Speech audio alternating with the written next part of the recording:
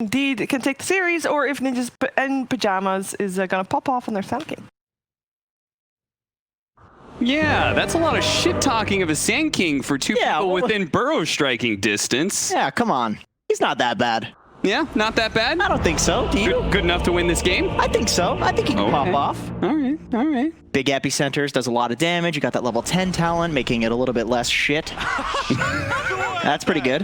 Epicenter really is his worst ability, right? Somehow his ultimate is just like... I kind of feel like the new Caustic is his worst ability. Really? You really? They might have made it worse. It depends. I mean, the slow's pretty decent. That's about it. The whole like Sand King turning people into bombs thing was not... It doesn't happen. Yes. Which is unfortunate. That I can definitely agree with. I like the fact that there is something that you can rely on in the fact that you do have a slow. Yeah, that is nice. Flow. That is really nice to have. I do like, I mean, depending on who you're against, slowing somebody into the sandstorm does a lot of damage, and I think in this game it'll be pretty decent. The most successful recent Sand King that I saw was probably in NA, and the thing that I think was really good, I think it was for Zoomers actually, they paired it up with Grimstroke. And I think at that point in time, the hero feels a lot better, with something to be able to really enable his initiation to feel that much stronger. Because Blink Burrow Strike by itself is like good, maybe you can get an Epicenter off beforehand, but I want some real good follow-up, or it's setting up for something. Right, it's really nice to have a hero that when you burrow in, they can chain stun, so when you burrow, you can actually epi, and then you can get full damage off. Yeah. So that could be, because when you combine the 20% movement slow from a level 2 Caustic with the slow from Epicenter, it's actually a lot. And a ton of damage, too. So Rubik is, you know, just a standardly good position 4, but surprisingly good with Sand King. Offers some damage, offers that chain lockdown. It's a nice lane. Toby does manage to win that bounty rune click off there and gets a fair amount of damage on a Charlie at the same time, so that's going to feel pretty good. And the TP. Doesn't want to bother. As well. What do you think about this last pick Medusa, though? That was certainly a swerve, because we have not seen a ton of Medusa. At least I haven't seen any Medusa. Was Alchemist banned? The draft is like a really small. Didn't see it. Yeah, I couldn't see that. Okay. Maybe Alchemist was banned. I feel like it fulfills the same niche in the respect that you can just get chronoed and possibly survive. Yeah.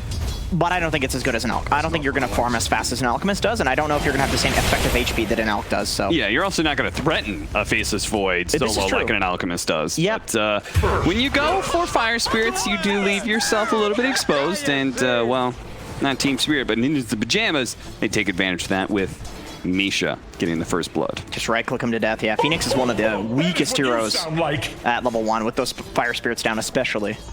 So he's got to be careful here. He went for Magic Missile level 1, which always feels a little bad when it comes to the trade-off for. He probably did it for the bounty runes, but I always found that, like I've been playing Venge lately, and it feels like if I don't have Wave of Terror level 1, I'm not able to trade, and I don't feel good about my lane. You very quickly become a range creep.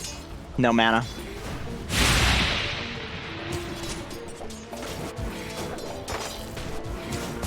Uh-oh, Misha pulling the wave. That is what you sound like. Boom's off to a good start. Already 10-1. Slowing down Kobe again. He is still not level 2 and having only 2 armor to his name. Aramis is going to use the level 1 charge to try and stun up and slow down Charlie's assault, but it doesn't work. Toby dies. Look at Charlie. So much emotion on his face. He was stoked with that kill. He really was. Same with Celery. Saberlight, though, you have to pull out the binoculars to be able to get a good read on his emotions.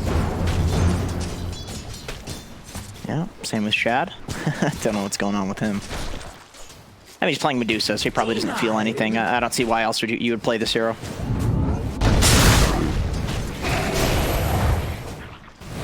There was some sort of pun there to work in with like Stone Face. I'm sure there was, but yeah. That's very complicated. And I'll leave that for punnier casters like Lacoste.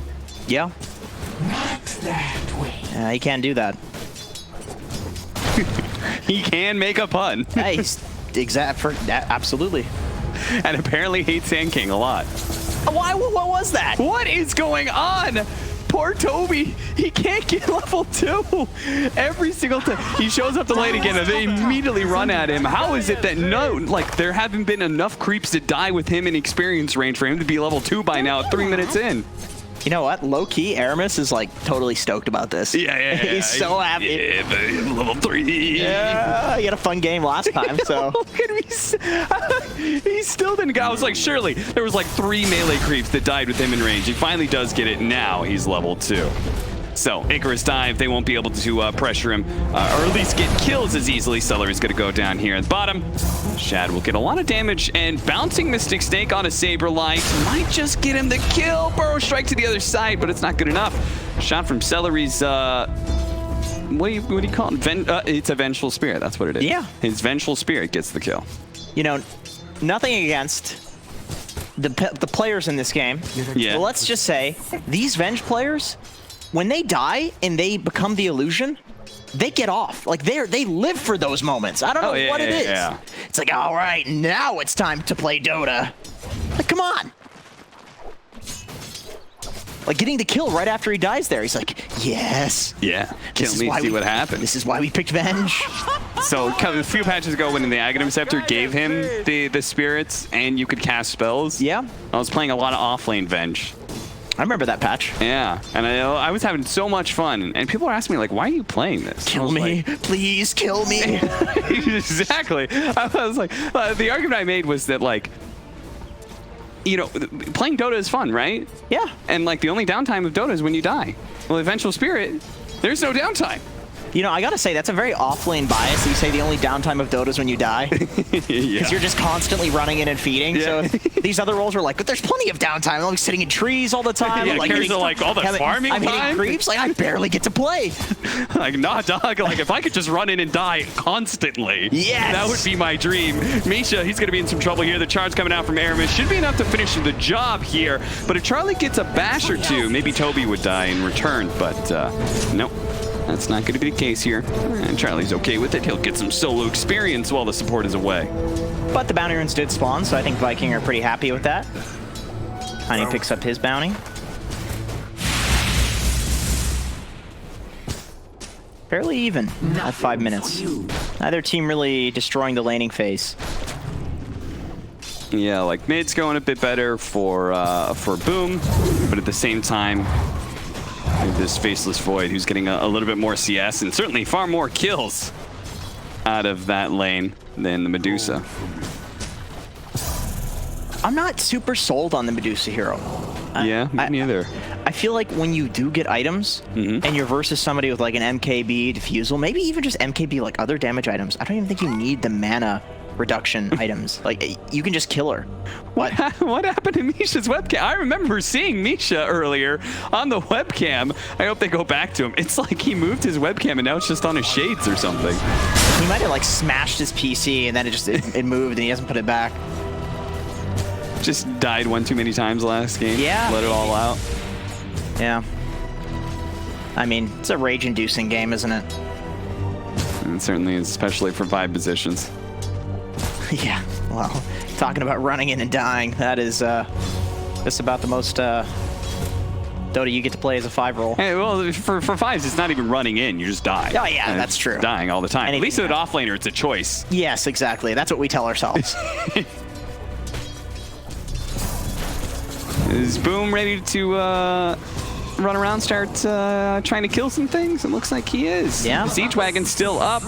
Toby's saying, if you get here fast, buddy, you get these kills, we might be able to get some serious damage on the tower. But you could see Charlie, he got the heads up. They have a nice ward there in the triangle that spotted the rotation attempt from Boom. So. And unfortunately, Viking don't have fortification or anything to really protect that wave to keep the siege creep alive. So with the kills looking like they're not going to happen, there's no point in staying up there. Oof, even with the raindrop, man, so much damage.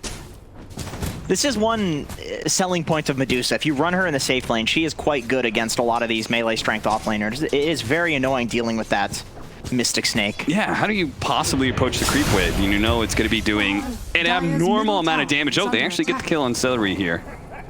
As Supreme popped over to the bottom lane. A lot more vision out from Ninjas of Pajamas, seeing these mid-hero rotations. See, they have 3 different wards. 1 in the mid lane and then 2 rotating wards. Right. It's pretty wild. Yeah, I think with the with a Tiny, with current Tiny in the mid lane against you, you know this hero, you know, likes to run around and get active, so they're not wrong. They've been scouting him constantly. Yeah. Boom may be better suited to just kind of focus on getting his Blink Dagger. Yeah, maybe.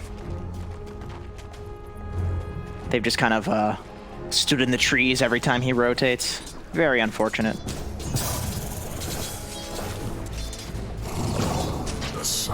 Okay, they're lane swapping. This is an interesting choice.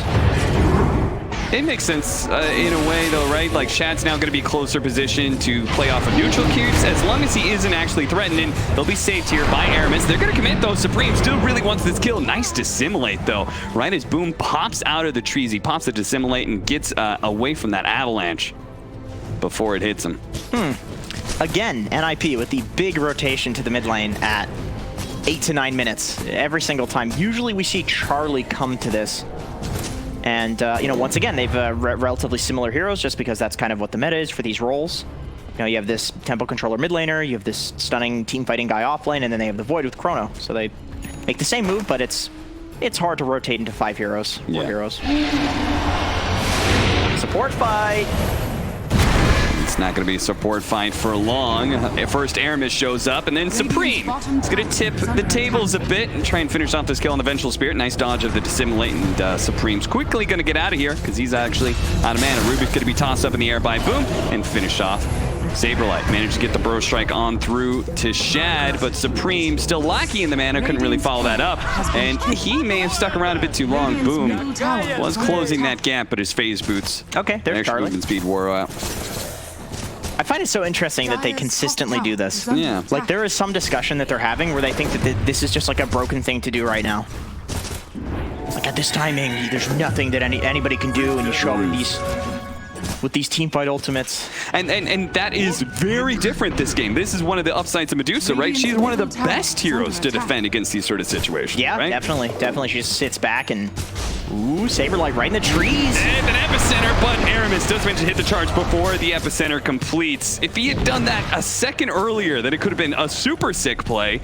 And instead, it's Ninja's Pajamas losing the ground here this mid lane and being chased out by Viking GG. That should help.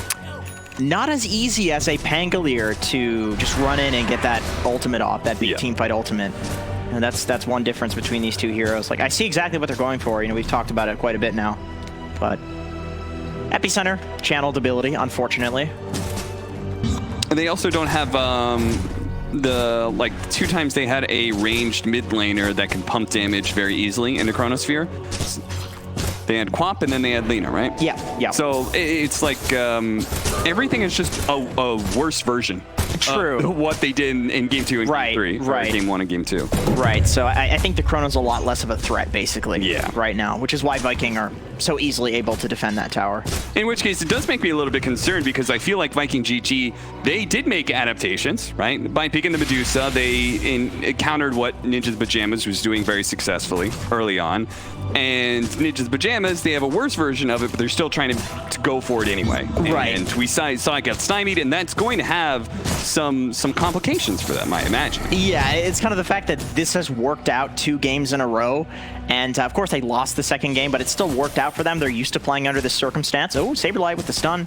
Yeah, going to be able to get the follow-up there from the Void Spirits. And, he actually does manage to get off a Supernova. I thought he was going to be bursted down there. Supreme still going to be able to get out with his Astral Step. Boom. Slowed down by the enchant, but the charge is still coming in. Burrow Strike's going to stop him before he can lay a hand on Supreme's head. So he's looking for that swap, though. He's trying to position himself. He can get people out of that tower range. I was going to say, I don't feel like the pushing power from Viking is really there with these heroes too much. So not much of a point in continuing to keep 4 heroes up here. Just back off, farm your side of the map, and you can probably push once you've actually killed somebody and your Medusa's stronger. Yeah. Medusa, she's just one of those heroes on a cycle, right?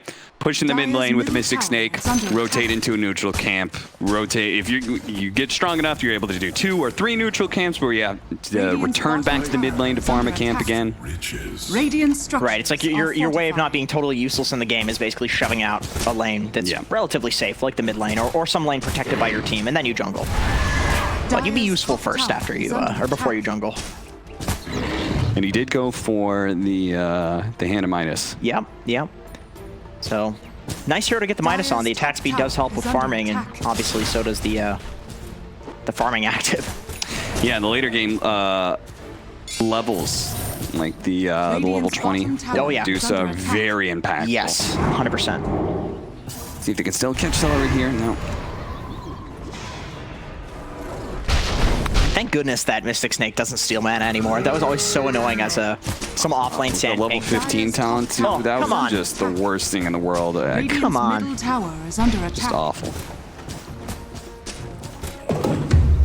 What is, I gotta get it in my head. What's Void Spirit's Q called? Radiant's bottom tower is under attack. I called it so regularly yesterday. Ether Remnant? Is that it? Ether Remnant? Dire's Yeah, top tower Ether Remnant. is under Good call. attack. I played Void Spirit. I couldn't remember that. It's a new Yeah. hero. Relatively new. Saberlight almost catching him with the Burrow Strike. You know, maybe tip to get in his head there, but I get why he misses that. That's a weird one. Dire's top tower. Like, if somebody's has fallen. moving out of range of you, it'll still do the burrow, even though, like, technically with the move time of the burrow, you actually aren't going to hit them. But Yeah. it feels weird when basically the game is like, all right, this will work. It's like, well, no, it won't. Aren't you supposed to calculate that game? Avalanche toss, that'll blow up Era and gives opportunity for Aramis to continue to push forward to the back line of heroes. He tries to go for Misha, but as Boom gets caught in the Chronosphere, Aramis is going to turn around and try and interrupt Charlie, putting the damage out, but it actually just lines him up for the two-man Burrow Strike from Saberlight, and now the supports are both in trouble. They're going to swap away Aramis so he gets a better charge, and Celery will actually TP out successfully. Oh, that so damage close. Dire's barely top killed tower him. Is under attack. Do you know the Void Spirit E is like it actually moves out like a Poison Nova on Venomancer? So you can Yule somebody into basically instant silence, because as long as they're in it for like this I don't know, 10 frame window or something like that, they're gonna get hit by it. Oh, yeah, It's yeah, like a yeah. Nova. Like it moves. Yeah. It moves out. So that's kind of what happened there, is he casted it and then jumped in. Yeah. It still was going off. Got another Meteor Hammer on this Phoenix. I mean, it looked really good last game. Saberlight, though, coming in with his fresh Blink Dagger to just one-shot the Phoenix. So, first reveal of that. Toby, an acceptable loss for that information, but this would not be an acceptable loss. Fortunately, Charlie, with the double Wraith Bands, is pretty tanked up, and Strength Tread's added on top of that, and there's just no way a Tiny could one-shot you. Not yet, anyway. If he had a team there, that would have been a little rough. I don't think there was any vision. I think he was just walking. Oh, got off the ultimate just barely. He was like completely depleted of mana after he casted it, so he had almost 200 exactly there, but gets it off, and that will stop Ninja the Pajama's aggression, or maybe they're actually going to go back in here. The Phoenix and everybody's still on this high ground, and Supreme's kind of sitting around. Look at him, he's digging right in the middle of a fight as he chooses to finally go for Aramis and looks to finish him off. A charge attempted, but a bash in place from Charlie. We'll put a stop to that before it can occur. You know, not to harp on the Medusa too much, but her mana depleted very quickly there. Yeah. So Viking had to react very fast in order to protect her, and they had to react with everything. Radiant structure. So you have this huge counter commitment where everybody's brought there, and they still lose too. That is very rough for their game plan.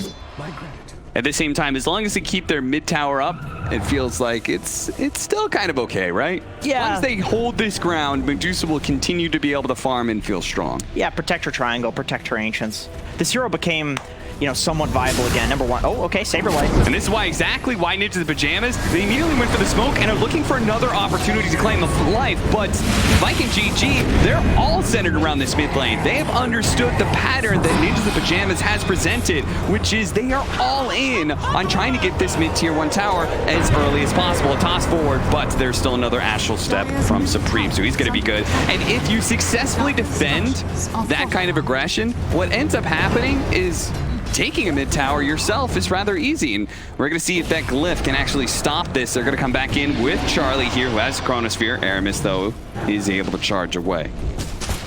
Imagine having 3 time dilations on you, you still charge away at 600 move speed. What a silly hero. Yeah. See, I hate time dilation, so... Yeah, I feel you. Radiant are scanning. He's going to be going for the Heaven's Radiant's Halberd top build tower is on under the attack. Faceless Void. So he's going to get like super tanked up where the Tiny just will have, like, in fact, their whole team is going to have a hard time kind of bursting him down.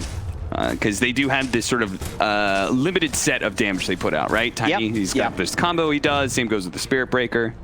Disarming the Medusa is very annoying for her too. She's not a Yeah. hero that gets status resistance very early, and she's a ranged hero, so she takes additional time on that. He just digs where he doesn't care where he's digging. He just wants to dig. Yeah, we saw Supreme do that earlier, and Aramis just copied him.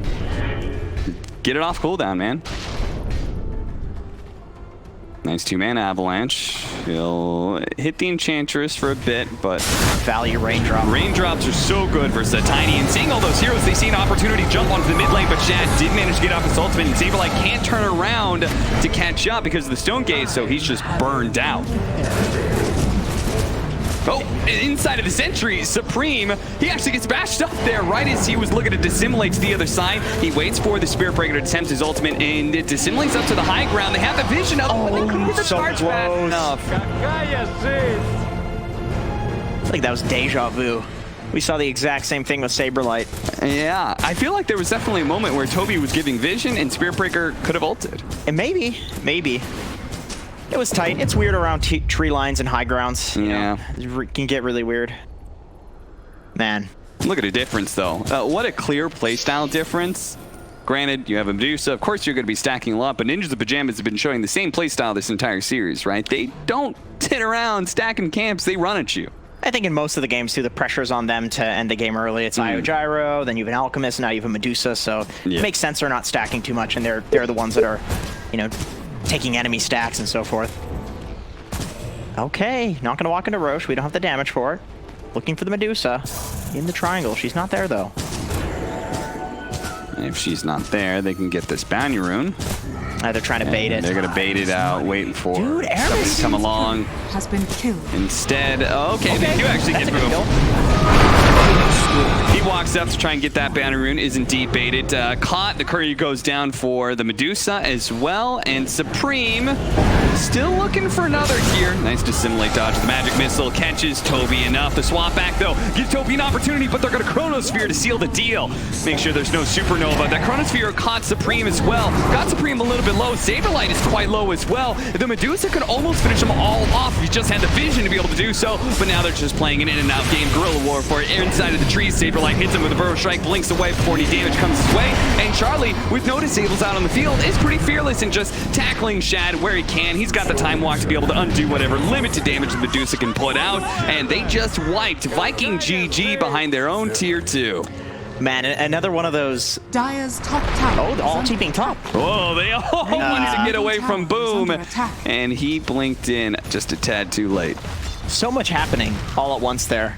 The bounty rune bait was really nice on Boom, even though I think Boom just basically couldn't get out in time after the courier died.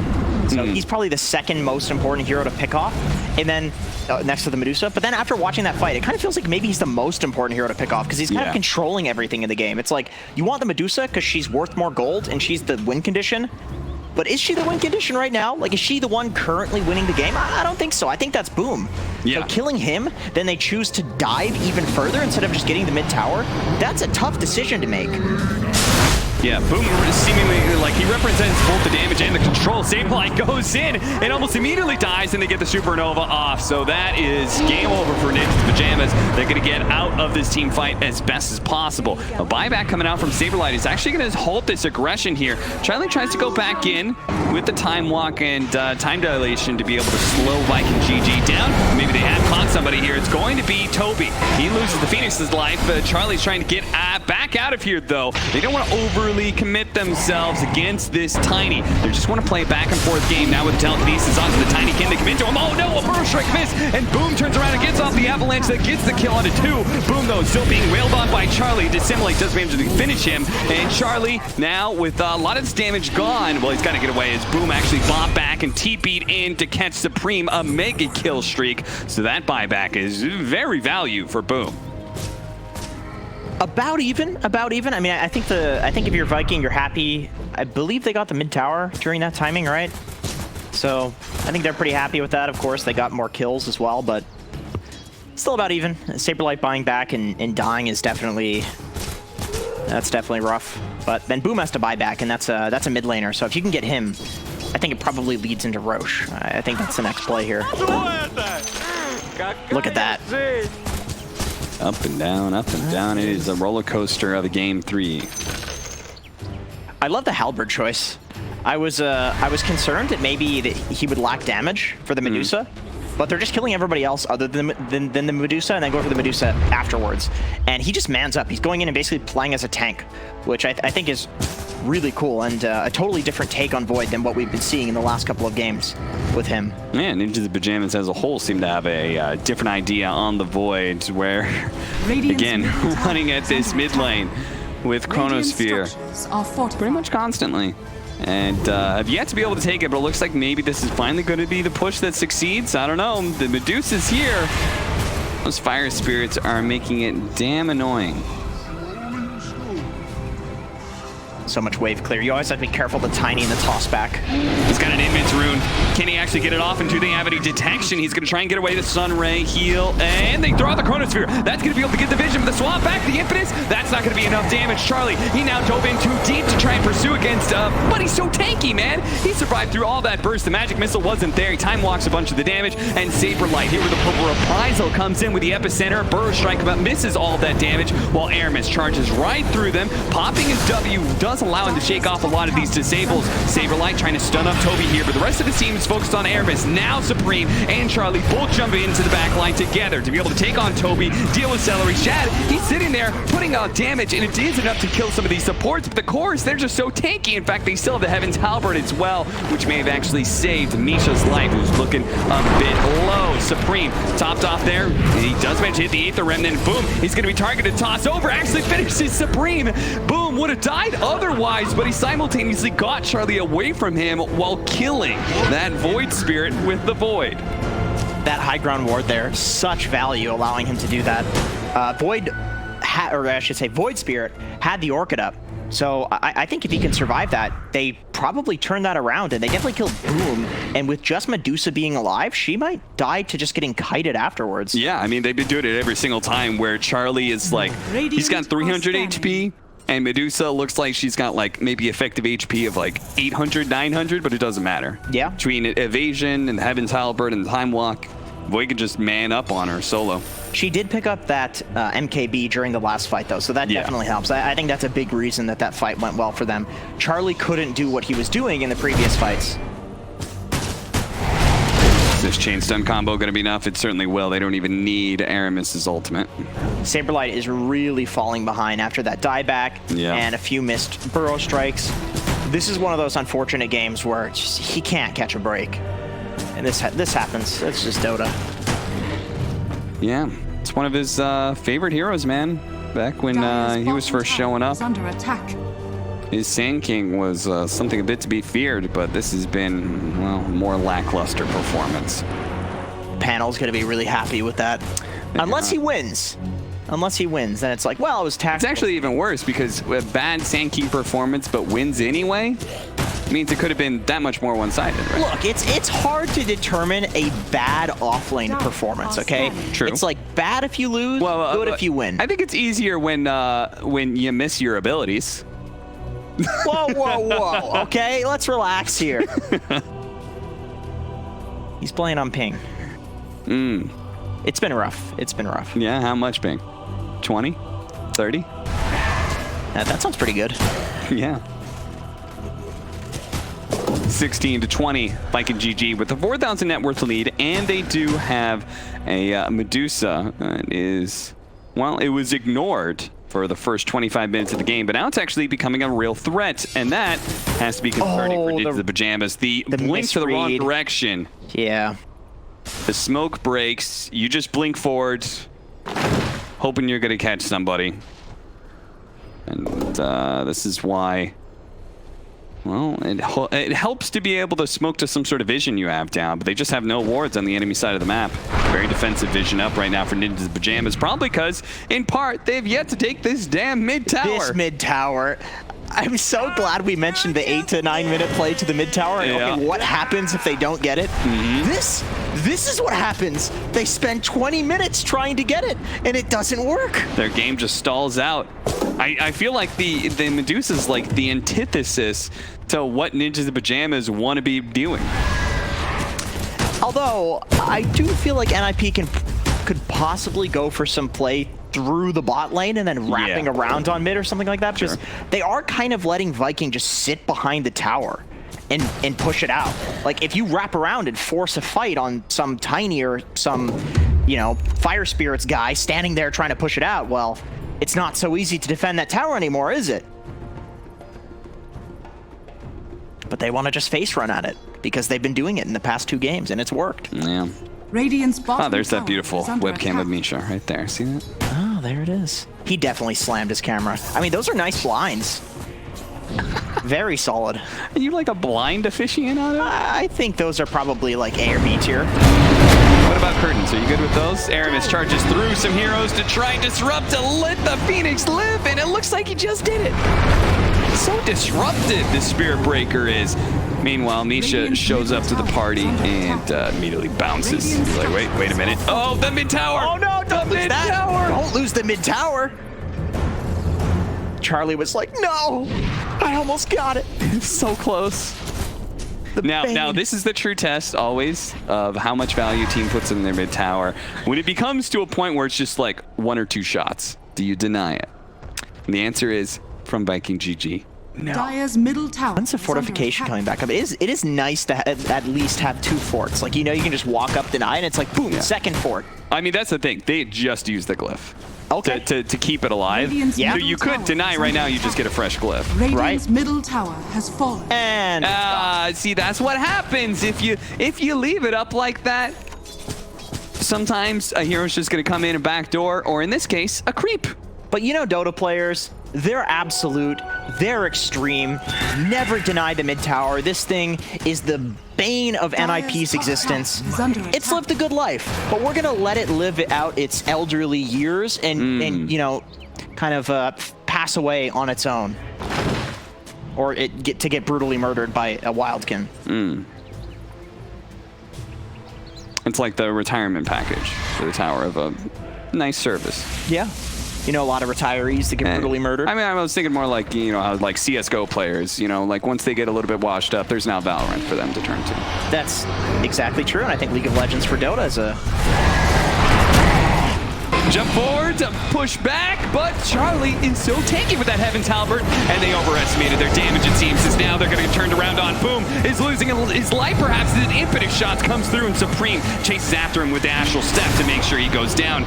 Push back onto Misha there, keeping him in range of this Medusa, laying out the damage. The MKB does do the trick, but it's Boom for Misha. That is not a good trade-off for Viking GG. Boom is back into it with a buyback, and they're going to try and make the most of it by taking Roshan. Ninjas in Pajamas, though, they still have plenty in the tank. They still have the Chronosphere, and they're only missing their 5-position Enchantress. With Saberlight setting up with the Epicenter. Can he actually catch somebody this time? It's just the Medusa. It's not that big of a deal, especially with the swap back coming in. Celery does manage to get out the magic missile, won't be able to get away from Supreme so easily. Boom, he pops himself out and kills Saberlight. Just as quickly as they go into the Pajamas, they hop back out again. Saberlight, he could buy back if he wants to, but it looks like Viking GG, they no longer feel comfortable trying for that Roshan. I gotta say, this game is getting mega carried by supports on Viking. The swaps? How many crucial swaps have we seen? Like swaps that literally determine whether or not they win the fight. They keep some sort of core alive to live another day, and Aramis is making Spirit Breaker look like just a god that he is. Oh, yeah. Like, I want to play Spirit Breaker because of him. and there it is again. You're gonna Supports. take the Vengeful Spirit. And now it's Ninjas in Pajamas, who knows they've got a big opportunity here because they did not have to expend important buybacks to defend this Roshan, while Viking GG, they bought back and tried to make the most of it by getting an Aegis. Instead, they actually give it up to Ninjas in Pajamas after they kind of walked away from the pit. I like that you see Misha too hitting with impetus. Like, you know that because, I mean, it costs a lot of mana to do that. It really does. So Yeah. you know that they're valuing, like, okay, we have about 5 to 10 seconds to kill this before Vikings show up to this. Yeah. Like, they understand the small window that they have. And I think they're right. Like, the Vikings are literally smoked right now, ready to fight it. But it's like, okay, well, I guess it's dead already. And how do they make such a confident read with no vision out there on Viking GG side of the map? I feel like it's the fact that they smoked first, so they know that, okay, nobody's showing in lanes. We probably got scouted with the smoke, so let's just walk into Roche. They're still going to be afraid that we're somewhere in a side lane waiting for a pickoff. It's an extra, like, 4 to 5 seconds to work with. Charge on through, but there was that Aether Remnant sitting in place, catching Aramis as he tried to pump through them. Does allow Ninjas in Pajamas to get away without any real contact, and they're going to just back up and farm, it seems like. Charge comes out. Yeah, they still have the vision out in the jungle area. Now, Supreme is not the easiest hero for a Spirit Breaker to kill because of Dissimulate. Yeah, just gets out scot-free there. I like the Scotty, or, called? Shiva's. That's what she's called. Yeah, Shiva's the other S tier 5 item. It's been so long since this item has been relevant. Yeah. Like, forgot that it exists. But very nice pickup against the Medusa. She doesn't build that much attack speed, to be honest. It's a lot of just stat items. Dude, what is this tank build, man? This is really interesting. Faceless Void now going for a Scotty. Huh. Medusa already has hers. So reducing any potential lifesteal regen with both of these effects. I mean, I think generally these are just good items right now.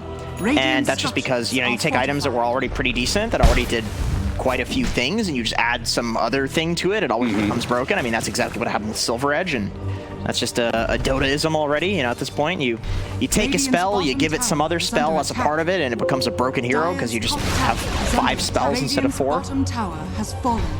And it definitely feels like Charlie, he looks at this and says the team fights, the clear win condition in these team fights is me just surviving. Which I'm not totally convinced. I feel like at some point in time the Medusa is gonna. Yeah, they need damage. I think they need damage at some point. Yeah. Under attack.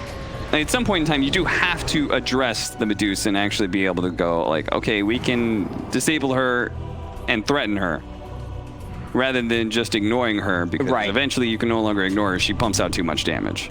Yeah, and it's getting to the point where she is building into an eventual rapier. Okay, actually choosing to go for the Daedalus instead. She had a rapier queued up.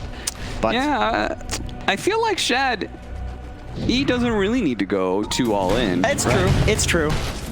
Like, if you get this Daedalus and you also get your level 25 with the Scotty you already have, it's going to be, in my mind, it's going to be real difficult for Ninjas in Pajamas to fight into that with some of their heroes because, well, they've got a Sand King offlane.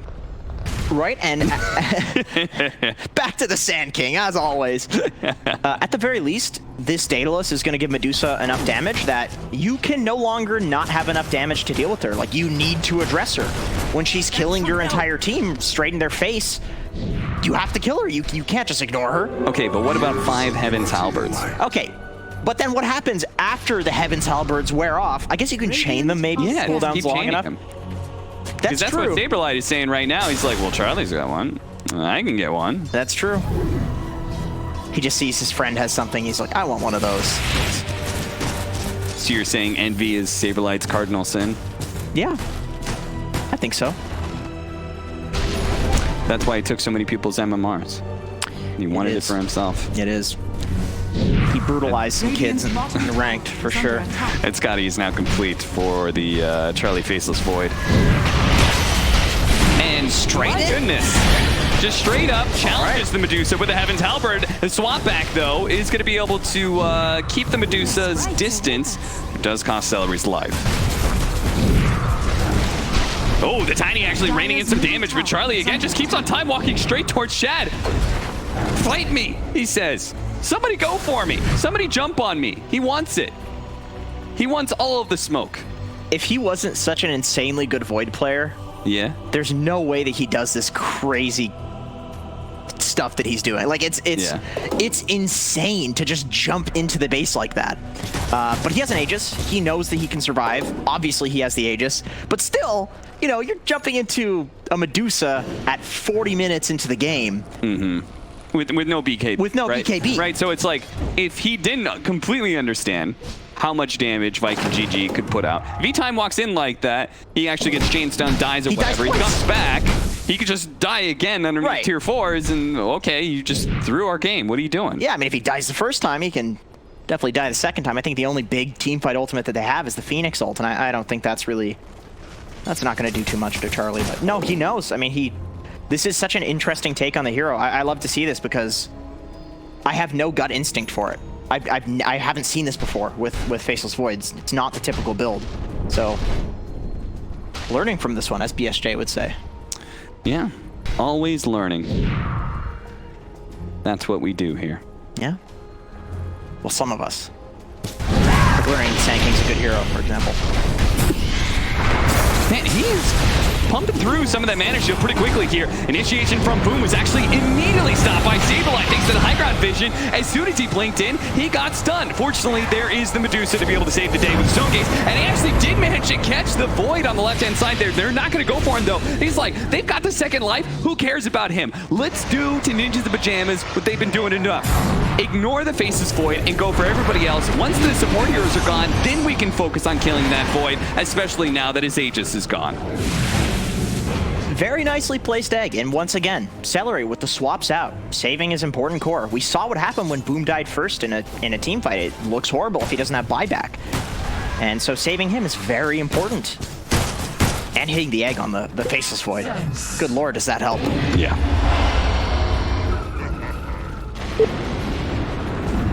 All right. Middle tower is under attack. Time to roll forward as Viking GG approaches the base with 60 seconds on the clock. No buyback from the Faceless Void. This is looking like it could just be a full, clean mid lane of barracks.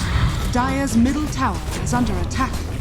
And maybe Dire's structures are fortified. maybe more. All just depending on how Ninjas in Pajamas chooses to defend. If they try and opt into one of those kind of poking fights, if they get caught, it can get a lot worse.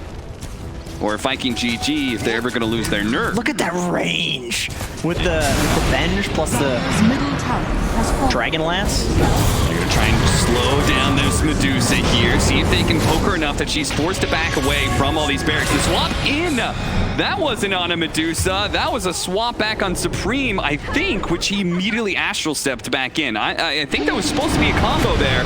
Shad, who activated his BKB, is very low on mana. Fortunately, Aramis makes the initiation on Saberlight and catches him. They just needed a front line for the Medusa to pump out the damage, especially with the Supernova. That forces Ninjas in Pajamas away. They do have the buybacks, though, trying to stop the TPs, but no! They didn't catch him in time. The Medusa gets out. The rest of the heroes, yeah, it'll be nice. Kill Toby, maybe you can catch Aramis here, but if they had caught the Medusa there, that would have been a massive win. Oh man, and it's a long spawn on Roche. So I think if your NiP and Roche is up there, you get so much from that because that was Phoenix's. He had died, he had bought back, and then this was his death that has the extended death timer. So he would have to buy back in order to protect that Roche, and that would be a huge cost. So all they can get is possibly some damage on a tier 2, but it's pretty hard against this Medusa. She's level 25 now. Split shot Scotty. Looking at him, Charlie. Keep the Remnant here to chain stun a little bit. Still with the BKB, it's up. He can pop it if he wants to. He's going to pop the Stone Gaze instead. Forcing the time walk backwards here. Sableye trying to get away. Nether Strike is going to be able to punish him into the damage from the Medusa. Now the Medusa's out of mana, but the swap back comes in again. Charlie on pursuit here, but time dilation. He can't really catch up because the BKB slowed him down with the Scotty. He's being chain stunned too much. He time walks back behind the tier 2. Barely living for now. Supreme sees Celery, looks at that and says, that's an easy cleanup, but we got to get out of here. I can kill that support, but the rest of us need to try and back away until Charlie is ready to go back in again, and that's his moment. He sees Aramis is out of position. Now they're going to be able to blink forward with the catch of the telekinesis on the Boom as well. Charlie, he has to deal with that combo damage every single time and time walk backwards just in case. Nice dive into the Yule Staff here that perfectly charges in with Aramis. And that'll chain stun nicely onto Era. He'll die just like that. Now Viking GG, they're in a good position to control the Roche pit. That was one of the sickest things I've seen in a long time, actually. the Yule's immediate meteor hammer during a dive. What the hell? Yeah. Toby. Making this core Phoenix look pretty good. It's been looking good It looks in Europe great. in general. Yeah. Yeah. I mean, technically, if you're diving in like that, you can't interrupt the Meteor Hammer with lift because he's not there. Yeah. He's way back. That was cool. I'm gonna go ruin some pubs with that. Spots Misha.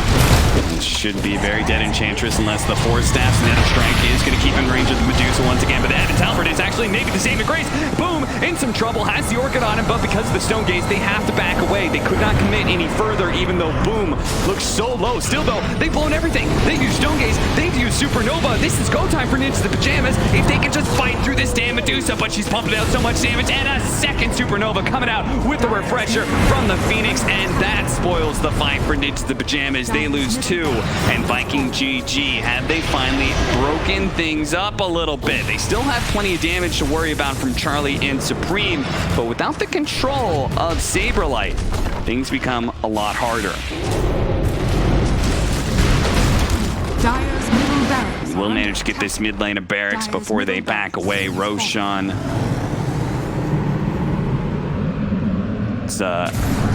It's up, right? Radiant's Yep, bottom yep. tower It's is up. under attack. So they Pretty can late go do going. that now. Still a couple 37-minute items too that they need to pick up. Should call them that tier 4 items. Yeah, tier 4 is up. You know that timer's going to change at some point. Oh, get the courier too. They know it's here. They have Chronosphere. Heroes are almost up, and Aramis has vision of him. He's going to try and make sure nobody can get close to this pit. Supreme, he can kind of run in there. He doesn't actually offboard. The Chronosphere goes out. Did he time it? No. The Aegis actually picked up by Shad. Charlie, he goes in, tries to grab what he can, but he finds there's nothing there to grab. Charge through. Time walk. Okay, Charlie, looks like he... Outpost. I mean, is your mega. I mean, You don't care about that experience at that point. Everybody's 25. Everybody's Not everybody. to 30. Well, we don't care about supports here. Come on. All right. All right, back into the game where it is approaching the 45-minute marker. We're going to get the aforementioned bounties, and Viking GG are in a very, very good spot. I'm sure I'd love to see the win probability of this game because they're 18,000 net worth up. They've got a Medusa. That seems about right. 94%. Yeah, I was gonna say 95. That's just me. Going for a Lincoln Sphere. Not a common item these days, but when the only 2 stuns other than Chronosphere are single target, well, then it's pretty good. And then also, you'll set up. Heaven's Halberd. Yeah, exactly. Actually, that's probably the main reason that he's getting it is the halberd. I got you. This is Yeah, this is good. This is good for me. All right. So, Ninjas of Pajamas. Here is how to lose step 1. Defending the top lane. They chose the top lane. So they're going to go for the potential immediate loss rather than trying to maybe wait until they push bottom lane, which would give them more time. No, but really, Ninjas of Pajamas, this is going to be, if they can manage to do this, it's going to be miracle hole from them. They need some perfect initiation from Saberlight, and he has struggled to be able to find that throughout this entire game. We start off with a Heaven's Halberd, just kind of poking. Slowing this down as much as possible. Unfortunately, he used the glyph at the same time, so Medusa simply just backs away. Another Heaven's Halberd. But eventually, those are going to run their course. Saberlight, Burrow striking. He's got to be careful of that Lotus Orb, though. Look at that damage. You got to be aware of that. Not just the Medusa, but the Tiny is now pumping out some serious physical damage thanks to his Aghanim Scepter. And checking some trees at Ninjas of Pajamas. I can't believe Charlie had the wherewithal to deny that creep in like a 21k cold deficit at 50 minutes. Yeah, you gotta do defending racks. man. Maybe it'll piss him off. It's definitely a psychological thing at this point. Yeah. Sandstorm is making it a little annoying as they're easily killing the creep wave, and then the Medusa's just kind of left alone. And they are kind of burning through some Romantic here. The Force Staff is going to be able to get him away from the Nether Strike. Saberlight in some trouble here. They do manage to catch him with Boom. That'll finish him off. No buyback. 1 down. Ninjas the Pajamas. Are they going to wait for part 2? Oh, God. Has fallen. Side We lane lost Dota. some vision, but it's all good. Here in the studio, we're back. It's always uncool when you're sieging a side lane and then the backdoor kicks in and you're like, what the hell? Nobody's Yeah. cutting the wave or anything. Just takes that long for the creeps to walk. Slow pokes. Come on. All right, so now they have to make their way because the tier 1 and tier 2 is still up in the bottom lane. Ninja's Pajamas may have enough time for Saberlight to come back up to attempt the second hold. Are we going to get all the way to the third hold, Jenkins? The third way to lose the game and just hold out against Megas? I think so. You know, may as well. I don't think they're gonna just throw in the towel. I mean, what items are coming in from Ninjas? Is there anything close to them picking up? Okay, Desolator. It's not the biggest game changer in the world, but it can add a decent amount. They need damage. Yeah. And if we're talking raw damage, you can amplify a Faceless Void having a Rapier, which I feel like... Oh, he's going for an AC. They really feel like they need armor reduction. And armor.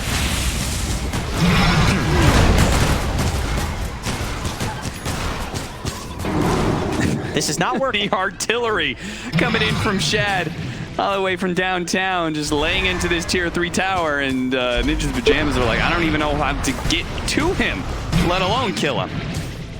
Man, Charlie tried to go for the wraparound play, but they're just blocking him off. He was denied that. Yeah. Yeah, where's the, maybe they just don't have any smoke, but, you know, where's that big old wraparound play? Because I feel like that's got to be it, right? Because there's an Aegis on Shad, they kind of have to go for all the supports in the backline first. It's this weird situation, though, where I feel like with the Aegis, I don't think there's any way that a wraparound play will even work. Like, I think Viking has to completely bollocks up the fight for it to work, and I don't think they're going to. Given how they have Medusa, it's very easy to position around her. You just don't stand near her while she's sieging. They did manage to stall long enough. The Aegis is gone now. Now is where you have to make the play. Yeah. Your only opportunity is now, really, unless you want to go for that Megas hold, but given that there's an Assault Cuirass that he's building on Faceless Void, I feel like he's not planning on holding Megas. Smoke as they push forward. They know this is where Ninja Pajamas is really going to make their last stand. Jump forward from Charlie. Goes at the Chronosphere. Really only catches the Vengeful Spirit. That's all it hits there. Meanwhile, did you see the hell that Boom just rained down on the NiP heroes? He just killed them 2 heroes with his Aghanim Scepter. They're going to buy back on Saberlight, but Misha doesn't have one. They're going to wait for the Supernova. Fortunately, there's going to be still a Glyph. Boom starts laying out that damage once again. Now, this time around, Supreme, he trying to get in there, but immediately targeted by Boom as he gets tossed up in the air. The second round of Supernova. Charlie bumped by the Nether Strike, controlled up long enough that even as he buys back, he's lost too many of his allies to be able to hold this. Shad gives Charlie the tip. He said, you played it in an interesting way, my friend, but in the end, you're not going to be walking away with a victory. Another toss back into Shad. Shad is just a mean, lean arrow shooting machine who's bringing down each of the members one by one. Now it's just left with Charlie as they call the GG. Let us And Viking GG walk away the victory in this series. It was a little bit of a rough start for them, but managed to pull through.